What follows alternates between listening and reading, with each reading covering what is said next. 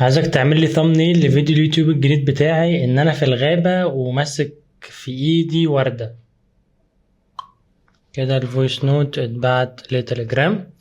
تليجرام حدد هو ايه، تكست ولا فويس ولا صورة. اتأكد ان هو فويس، راح عامل داونلود للفويس وبعد كده حوله الكلام وبعدين طلع منه برومبت.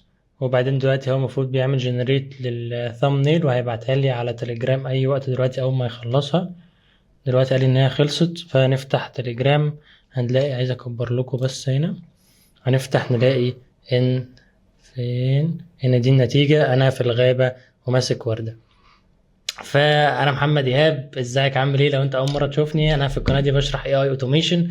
فلو انت مهتم بحاجه زي كده ومهتم ازاي تعمل السيستم ده ان هو يقدر يعمل لك ثامنيل لو بعت له صوره ريفرنس، او لو انت كتبت له بس فكره الفيديو بتاعك، او لو انت عملت فويس زي ما انا عملت دلوقتي، فتعالى اشرحها لك ازاي تعملها من الصفر. وبرضه هكون سايبها لك تحت في الديسكربشن، تقدر تعمل لها امبورت على طول على ان ان. فيلا بينا نبدا من الصفر. هنبدا الاول نخش على ان ان ونعمل نيو ورك فلو عادي جدا، هو فاضي ما فيهوش اي حاجه. اول حاجه احنا محتاجين نعملها التريجر بتاعنا، يعني المحفز هيكون ايه؟ المحفز هيكون تليجرام مسج، يعني اول ما ابعت مسج على تليجرام ابدا اشتغل. فهنعملها اون مسج. هيجي يقول لك هنا كريدنشال، لازم تحط كريدنشال، فبتدوس كرييت نيو هنا. هيقول لك لازم تحط اكسس توكن، فبتفتح تليجرام تكتب هنا بوت فاذر، وبعد كده بتعمل ستارت، بتعمل نيو بوت، تعمل سلاش نيو بوت. بيقول لك اختار اسم، تعال نسميه مثلا thumbnail يوتيوب مو. شوف ده موجود. قال لي ماشي تمام. هتختار يوزر نيم، بتحط نفس الاسم عادي لو انت عايزه اندرسكور بوت او اي يوزر نيم انت بتعمله. وبعد كده بتدوس انتر، بيديك اكسس توكن هنا، بتروح واخده كوبي وجاي حاطه هنا بيست وتدوس سيف. بيبدأ يعمل تيستنج وهيقول لك تمام. قال لك خلاص connection tested successfully. قال لك دلوقتي يلا تعالى نعمل execute step، نتأكد ان انت ربطته صح. ترجع تاني للتليجرام، بتدوس على اللينك اللي هو عمله لك في الاول خالص وبتدوس ستارت، هيرجع يقول لك تمام احنا استلمنا مسج اسمها ستارت. كده يبقى انت ربطت تعالى بس نسميه حاجة، نسميه مثلا ايه، يوتيوب ثامنيل عشان نفضل فاكرين. وكده يبقى احنا ربطنا التليجرام اكونت بتاعنا. برضو تعالى نسميه هنا يوتيوب ثامنيل وندوس سيف. يبقى احنا كده ربطنا اول حاجه. طيب اول ما بنستلم مسج من تليجرام احنا لازم نحدد هي المسج دي ايه، سواء فويس سواء صوره سواء تكست. فبنلجأ لحاجه اسمها سويتش، بنعمل هنا نيو نود اسمه سويتش، اللي هو اول ما تستلم كذا قول لي ده اسمه ايه. فاول حاجه بنعملها بنغير از ايكوال تو، بندوس على سترينج هنا ونخليها اكزيست. ايه هي؟ بننزل تحت هنا بنجيب التكست اللي احنا بعتناه من شويه اللي هو كلمه ستارت، ونقول له لو جالك حاجه شبه دي اللي هي المفروض تكست طلع لي. بندوس على رينيم اوتبوت، بنقول طلع لي اسم ان هي اسمها تكست. نعمل اكسكيوت ستيب، قال لي تمام انا استلمت حاجه اسمها تكست اوريدي. فبروح مثلا دلوقتي عامل اكسكيوت ورك فلو تاني وبروح باعت فويس اي حاجه بقولها فيه. قال لي تمام انا استلمت حاجه بس هي مش تكست، هي ايه؟ فتعالى اعرفك هي ايه. بدوس اد روتنج رول تاني هنا، بعد كده بخليها برضو exists، وبختار فين الفويس، بحط الفايل اي دي هنا اللي نازله من فويس، وبقول له لو انت استلمت حاجه شبه كده قول لي ان انت استلمت فويس، واعمل اكسكيوت. قال لي خلاص يبقى انا كده استلمت فويس. ناقص اخر حاجه، بنعمل اكسكيوت ورك فلو. تعالى نبعت هنا اي صوره. لو انت يا ابن الحلال اسألي انا استلمت حاجة بس هي ولا تكست ولا فويس، قلت له خلاص لو انت استلمت الحاجة دي تاني اللي هي خليها برضو هنا exists. لو انت استلمت بنختار هنا مثلا فوتو 1. ايه الفرق بين فوتو 0 وفوتو 1 وفوتو 2 وفوتو 3؟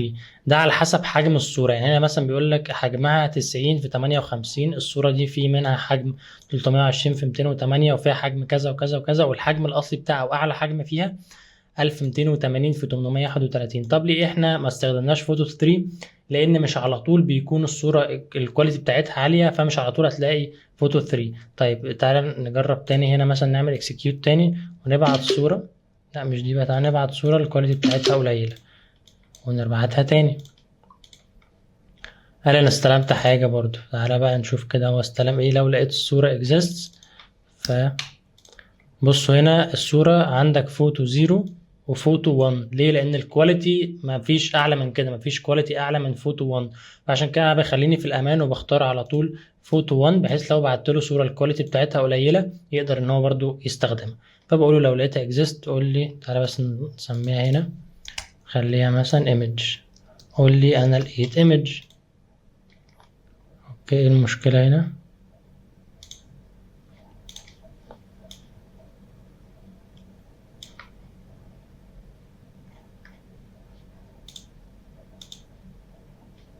طيب ماشي.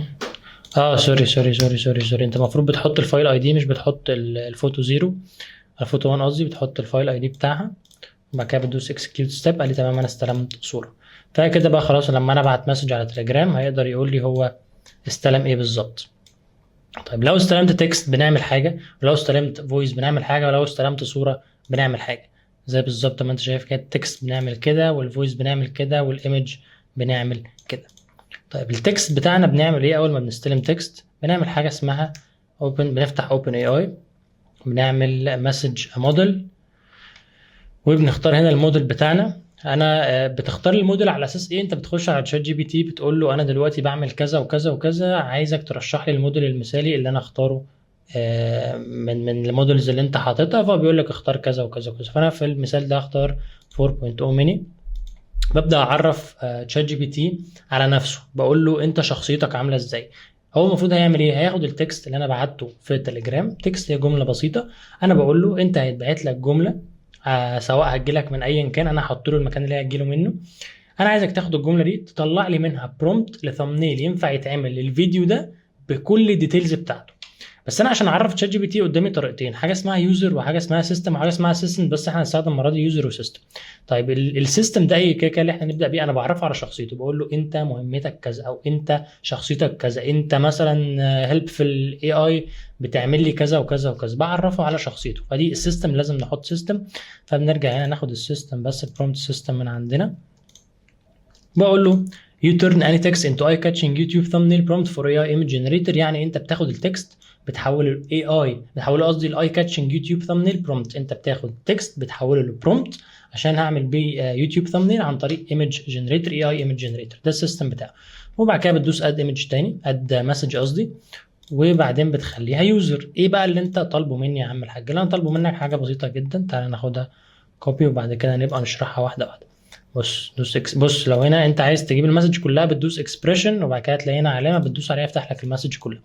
بص التاسك بتاعك يا سيدي ان انت تاخد التكست اللي انا هديهولك وتعمل يوتيوب ثامبنيل برومبت عشان استخدمها في اي ايمج جنريتور. البرومبت اللي انت هتطلعه عايزه يكون فيه ذا سمولست فيجوال ديتيلز، يعني طلع لي ادق التفاصيل في الثامبنيل هتبقى عامله ازاي. ما تحطليش اي تكست غير لو انا طلبت منك كده. يعني انا جربتها كذا مره فكان بيحط لي تكست بالانجلش على الثامبنيل، فانا ما كنتش عايز حاجه زي كده، فضفت دي في البرومبت. قلت له عايزك ان انت ما تحطليش اي تكست غير لو انا سالتك عن كده. قلت له and follow this exact format. قلت له انا متوقع منك ان انا هلاقي حاجه زي كده. عموما لما تيجي تتعامل مع اوبن اي، اما تيجي تتعامل مع اي اي عموما بتقول له انت عايز منه ايه وتبعت له سامبل اللي انت عايزه. اقول له انا عايز منك 1 2 3 وعايزك تطلعهم لي بالشكل ده. فعشان كده دايما بحط سامبل، بقول له انا متوقع منك ان انت تديني برومبت شكله عامل كده. طيب اخر حاجه بقول له ايه؟ بديله التكست بقى. يعني خلاص قلت له انا هديك تكست. طب فين هو التكست؟ المفروض التكست هيطلع من السويتش. لو طلع تكست اعمل لي كذا وكذا وكذا. فاحنا هنرجع دلوقتي نبعت عاوز ثمنيل وانا في الصحراء وماسك فراولايه مثلا. لا سيبك، ماسك فراولايه مثلا، نخليها ماسك مياه. يلا انت دلوقتي قال لك انا استلمت تكست. حلو. برجع هنا تاني على البرومبت بقول له يا عم الحاج انت هتاخد التكست بتاعك من فين؟ ايه ده ما استلمش ازاي؟ قال لي استلمت من نيم اكسكيوت تاني معلش. قال لي انا استلمت خلاص تكست. هنا هو اشتغل على طول. بص بيقول لي ايه في الكونتنت بليز بروفايد تكست. انا ما استلمتش منك التكست، انا خدت البرومبتس كلها اللي انت طالبها مني بس انا ما خدتش تكست. هنا بقى بنرجع عند بندوس على، يعني المفروض تبقى عندك كده بتدوس اد مسج وبعد كده بتخليها يوزر وبترجع تديله المسج اللي انت خدتها من السويتش. بنشد التكست هنا كده وبنيجي قبلها بنقول له here is the text وبنعمل execute step. المفروض دلوقتي هيطلع لنا بالبرومبت. راح اعمل لك فعلا البرومبت كده. يبقى احنا هنا خلصنا ببساطه جدا. لو طلع لك تكست هتاخده يا عم الاوبن اي تعمله لي. طيب لو طلع لنا فويس بنعمل حاجه اسمها اول حاجه get file. يعني ايه get file؟ انا عايز يا عم الحاج برضو من تليجرام، عايزك اول ما تستلم فويس عايزك انت تعمله داونلود عندي في init n. بنعمل هنا مثلا نجرب نبعت فويس هاي this is محمد عايز thumbnail عن كذا وكذا وكذا. قال انا استلمت فويس. اعمل ايه لما استلمه؟ قلت له هات get file. الفايل اي دي بحطه له هنا. أين أنت؟ execute تاني. ماشي نمسح عليه.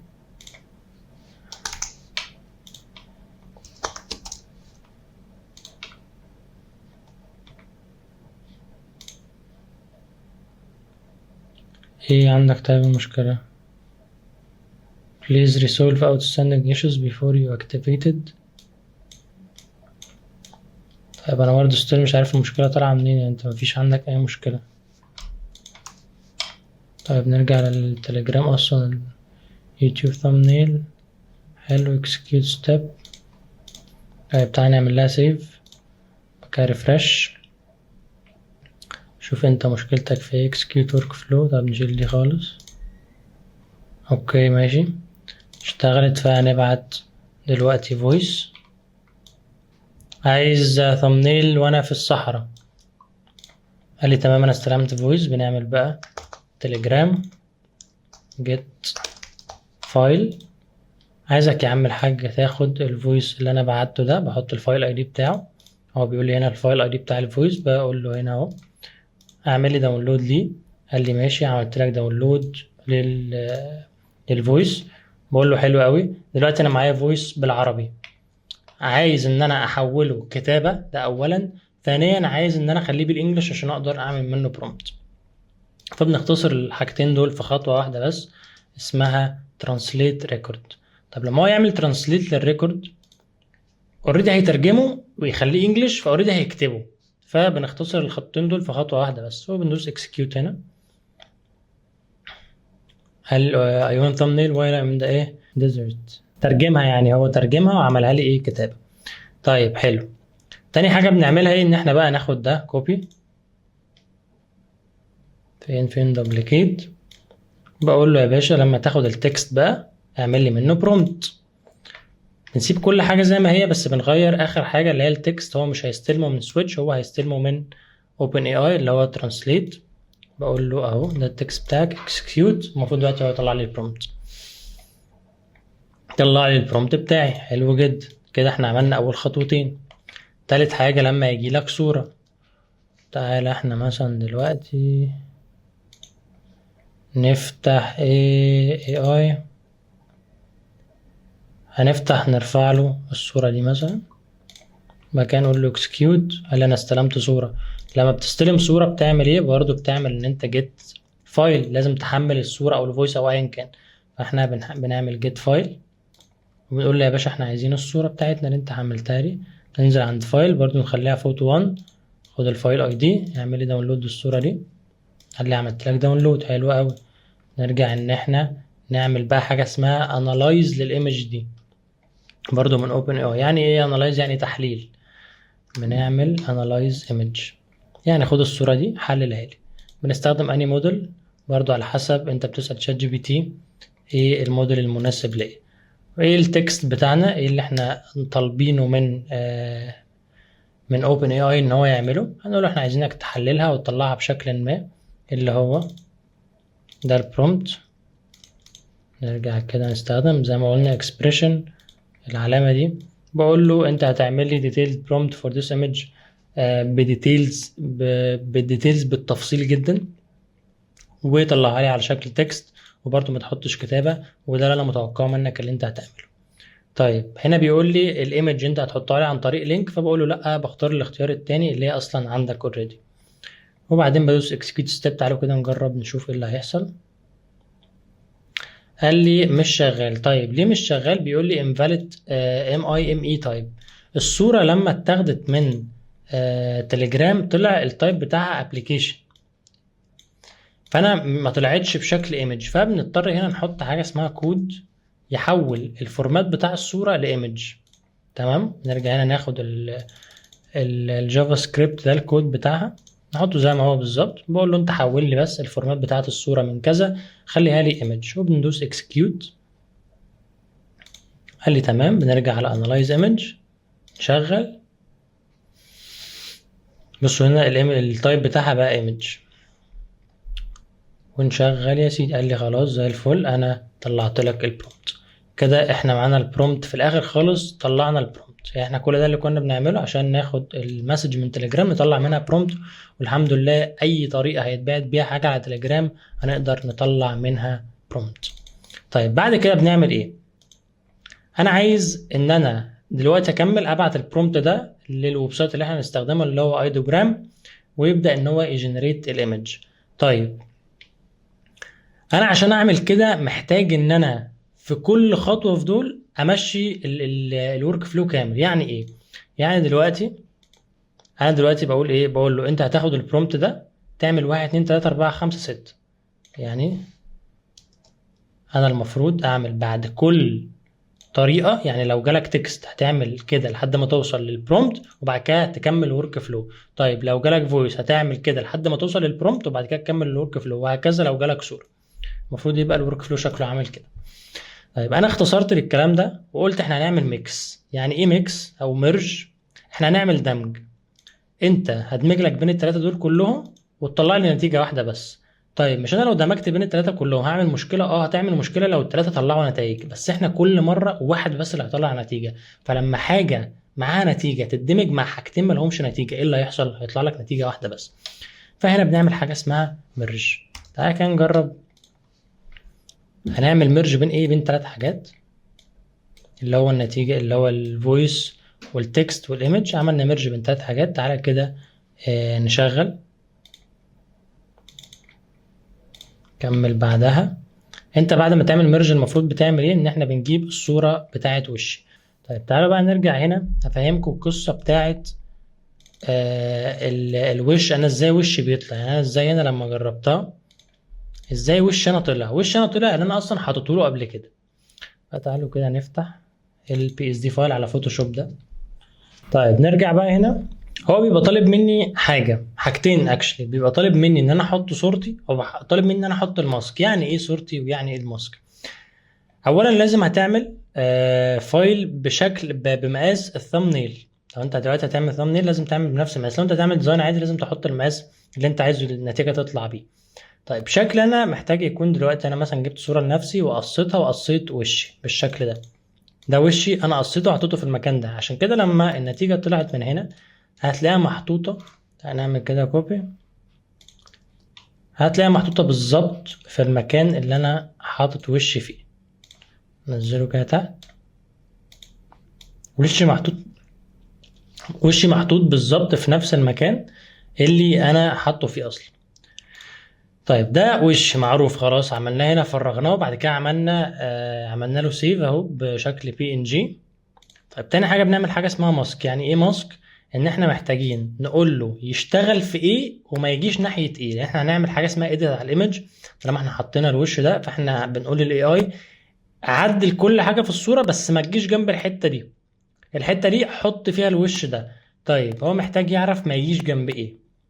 الاي اي اللي بنشتغل بحاجه اسمها ان انت دلوقتي بتحط الخلفيه كلها سودة وبتقول له الاسود ده تيجي جنبه كله. الاسود ده اعمل فيه زي ما انت عايز، غيره كله بس ما تجيش ناحيه الابيض. فهنا مفيش ابيض، فانا محتاج اخلي وشي هو الابيض. ازاي؟ بروح اعمل مكان وشي بالظبط ابيض، فهو يجي ناحيه كل حاجه ومش هيجي جنب ناحيه الحته دي. فلما مش هيجي ناحيه الحته دي، الحته دي محطوط فيها ايه اصلا؟ محطوط فيها ده. المفروض ان هو محطوط فيها وشي كده. فهو هيعمل كل حاجه في الاسود بس مش هيجي جنب الابيض لان الابيض هو هيحط فيه وشي. فاحنا بنعمل سيف للمنظر ده بالظبط وبنعمل سيف للمنظر ده بالظبط. فبقى معانا في الاخر صورتين، وشي بي ان جي ما فيهوش خلفيه، والماسك خلفيه سودا ووشي ابيض. وبنبدا نرفعهم على جوجل درايف. نرفعهم على جوجل درايف، بنسميهم ماي فيس وماي ماسك ايا كانوا هنسميهم ايه. هتختار هنا جوجل درايف، وبعدين بتختار ان انت بتعمل داونلود فايل، داونلود للفايل اللي موجود اوريدي على جوجل درايف. فانا هنا بختار ايه الفايل اللي انا عايز اكسكيوت، هنا ايه الفايل اللي انا عايز اعمل له. انا هنا مسميه PNG، بعمل اكسكيوت. ما اشتغلش معايا، مش راضي يشتغل، هو مش عايز يعمل اصلا، مش عايز يمشي النود اللي فات، مش راضي يشغلها. طب ليه مش راضي يشغلها؟ لان هنا مسج موديل طالع منه ايه بعد ما نعمل له مش هيطلع له اصلا. احنا كان ايه ايمج اخر حاجه دي طالع منها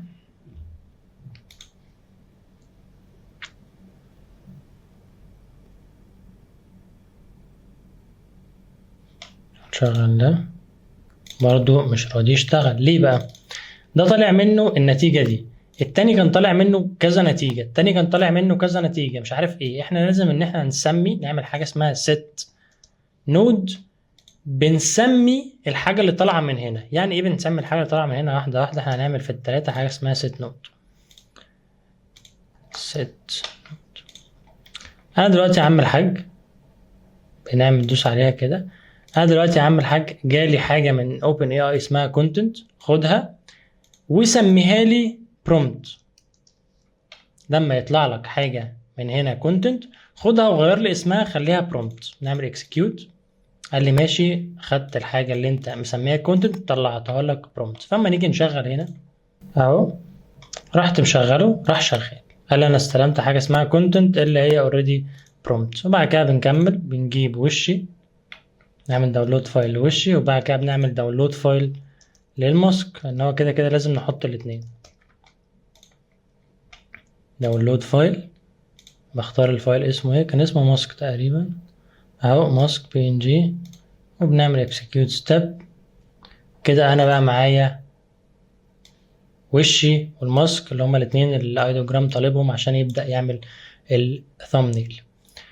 طب لو انا جيت دلوقتي عملت لهم داونلود، خلاص انا عملت لهم داونلود. بص هنا، لو فتحت اول واحده هيطلع لك النتيجه ايه، طلع اسمها داتا، يقول لك الفايل نيم دوت png. طيب الماسك بتاعي اسمه ايه؟ اسمه ماسك دوت PNG، بس هو في حاجه اسمها داتا. فالاثنين دلوقتي اسمهم داتا. لما اجي انا ابعتهم لايدوجرام الاثنين اسمهم داتا، مش هيبقى عارف فين الماسك وفين الايمج. فبنعمل حاجه ان احنا بنغير الاسم ده. عشان نغيره بنستخدم كود. فبنرجع هنا بكل بساطه، بنجيب الكود ده وبنحط هنا كود، بنقول له غير لنا الاسم، مش عايزينها تبقى اسمها داتا. قال لي ماشي، غيرت لك الاسم بتاع الماسك، سميته ماسك. قلت له حلو قوي، كده بقى معانا طلعه اسمها ماسك، ودي طلعه اسمها داتا. نبدأ بقى ان احنا ندخلهم على الايدوجرام عادي جدا، مفيش اي مشكلة. نرجع ندخلهم على الايدوجرام. عشان ندخلهم على الايدوجرام محتاجين ان احنا، هو ما عندوش، ما ينفعش تعمل له كونكشن على طول ب initn، فاحنا بنستخدم HTTP request.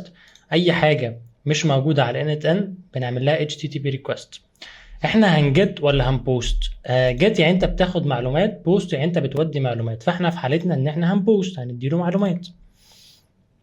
هو هنا مستني مني ايه؟ مستني مني ان انا اديله الماسك ووشي. هو هنا طالع لي النتيجه ايه؟ النتيجه الماسك بس. ليه؟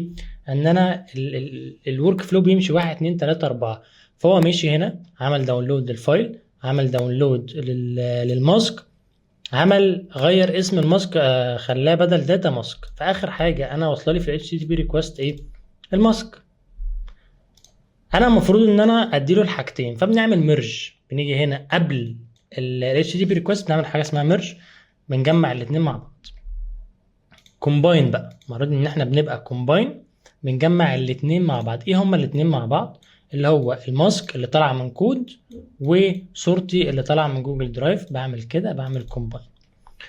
طيب نرجع بس نشوف الكومباين كان اختيار ايه. ماشي، بنعمل الاختيار ده وندوس اكسكيوت. فالمفروض هيطلع لنا الاتنين في نتيجه واحده. فلما نرجع هنا هنلاقي معانا الاتنين. فبنرجع نديهم لايدوجرام، بيبقى معانا الحاجتين. فلازم نعمل ميرج. عشان نربط ايدوجرام محتاجين ان احنا نشتري كريدت نشتري كريدت في ايدوجرام نفسه، ملوش علاقه بالاكونت الاساسي بتاعك. لا، لازم تشتري كريدت وتطلع API. فبنيجي هنا بعد ما بتربط خلاص انا كده كده سايب لك جوجل فورم في كل البيانات اللي انت عايزها وازاي تشتري وازاي تربط، حاطط لك اللينكات وكل حاجه. فبعد ما انت تشتري المفروض دلوقتي هتدوس create new credentials، بتحط الاسم وبتحط الفاليو، بتدوس سيف، بيطلع معاك في الاخر بعد ما ربطته. طيب هنا تعالى كده نرجع يا عم الجوجل دوك اللي انا هسيبها لك. هي دي جوجل دوك اللي انا هسيبها لك. بتخش بتشحن، هنا بقول لك اوبن اي اي ازاي تشحن والكلام ده كله. فايدوجرام هنا بندوس على مانج اي بي اي، ونبدا ان احنا نشتري. اقل حاجه تحطها هي $20، وبعد كده بيديك الاي بي اي. شوف انا صرفت كام لحد دلوقتي. كريدتس اوكي، ما يصرف $2.88، وانا مجرب تجارب كتير قوي. وبعد كده بنخش على اي بي اي دوكيومنتيشن عشان نشوف احنا هنعمل ايه. احنا في حالتنا دي هنعمل edit with ideogram 3.0. معانا صوره لوشي هنعمل له edit، فبيديك هنا لينك بيقول لك ده بوست، فبنديله بيدينا لينك، بناخد اللينك ده كوبي بنحطه هنا في اليو ار ال، بنخلي دي بوست زي ما هو قال لنا، وبنحط اللينك اللي هو قال لنا عليه. وبعدين هنا بنختار جينيريك وبتختار هيدر، وبعد كده بتختار الايدوجرام بتاعك بعد ما بتكون ربطته.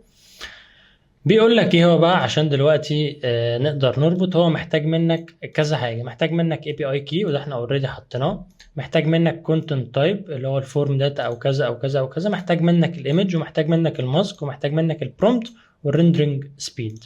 فاحنا بنعمل هنا حاجه اسمها بادي، بنسند بادي. ايه البادي اللي احنا هنسنده؟ بنخلي دي زي ما هو قال لنا كده هنا فورم داتا، بنخليها فورم داتا. هسه عايزين ايه نراجع على الحاجات اللي هنحطها كلها. اوكي، بنحط فورم داتا. اول حاجه عندنا هو طالبها مني ايه؟ طالب ان انا املاها الايمج، باخدها كوبي زي ما هي بالظبط، ان الحاجات دي بالظبط لازم تتحط كده. النيم الايمج بحط فيها ايه؟ الايمج بتاعت صورتي اللي هي png.png اسمها داتا، فبقول له دي اسمها داتا.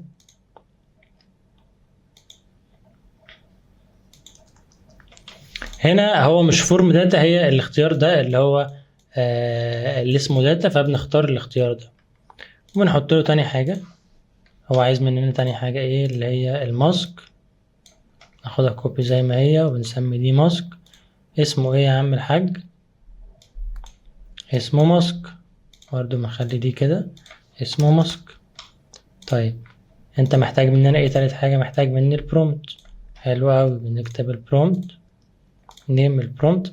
البرومت بقى هيكون جاي لنا منين المرة دي؟ البرومت هيكون جاي لنا من داونلود فايل. لا، ميرج قبلها البرومت هيكون جاي لنا من اللي هي edit fields، هي مش موجودة.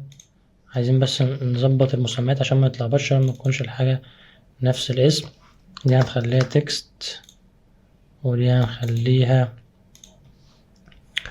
voice، ودي هنخليها image عشان بس ما نتوهش واحنا بنكمل.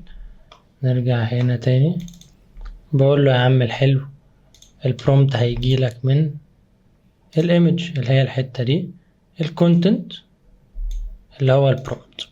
طيب اخر حاجة عايزني احطها لك ايه؟ قال لك حط لي الريندرنج سبيد، خليه ديفولت.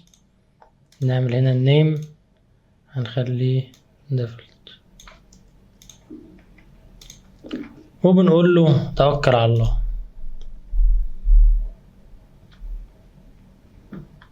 جرب نشغل نشوف الدنيا هيحصل فيها ايه.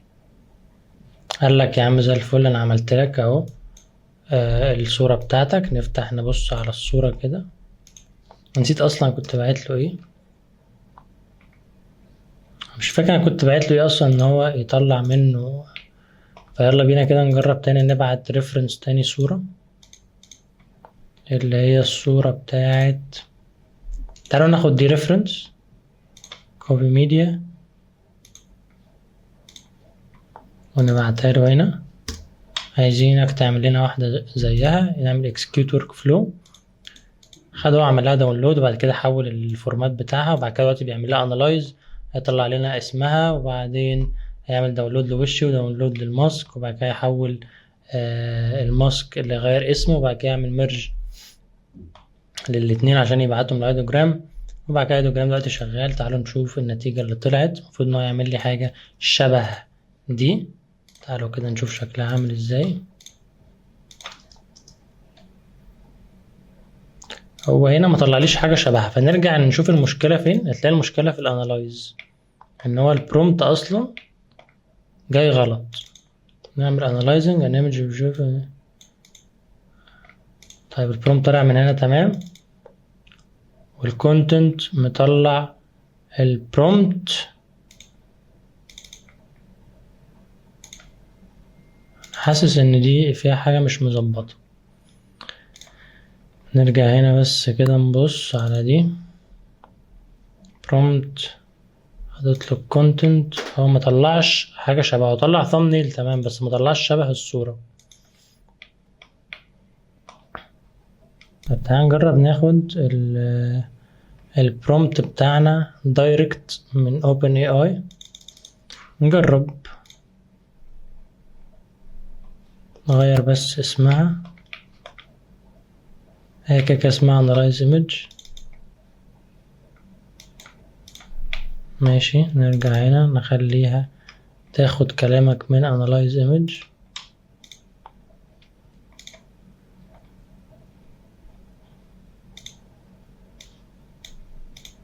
وبعدين execute work step تاني، execute step قصدي.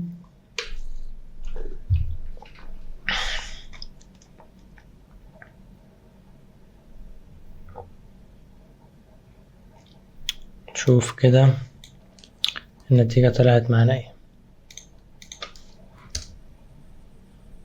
بالظبط كده، ما احنا بدل ما هنخليه ياخد معلوماته من الميرج، لا هنخليه ياخد معلوماته من الموديل الانالايز ايمج، وطلع لنا حاجة شبه اللي احنا مديناها له اصلا في الغابة وماسك وردة. هنا طلع لي النتيجة في الغابة وماسك وردة. عشان نرجع بقى نبعتها تاني للتليجرام لنفسنا، بنعمل حاجة اسمها send message.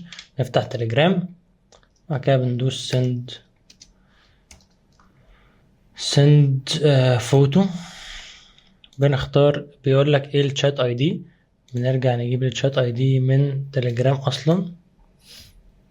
جيت فايل، لا قبل جيت فايل، ايوه المفروض من يوتيوب ثامبنيل، بس انا عشان غيرت اسمها فتزاولت. بنجيب الشات اي دي، بننزل هنا وبعد كده بنختار الشات اي دي. النتيجة طلع لنا ايه؟ طلع لنا هنحط له المفروض دلوقتي الصورة، البرومبت URL بتاع الصورة. يلا بينا نبعت. قالك انا بعتها، نرجع نبص نلاقيها فعلا اتبعتت. فكده نجرب اخر مرة نعمل execute workflow. عايزين بس نختار صورة. تعالى نختار الصورة دي تاني.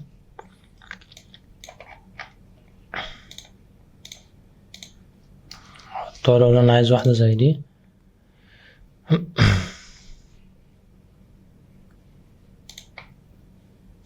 نعمل execute. استلم قالك دي صورة وبدأ يشتغل عليها.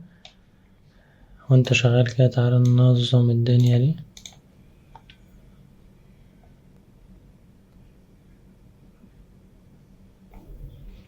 المفروض بعد ما يخلصها هيبعتها لنا، فتعالوا نشوف.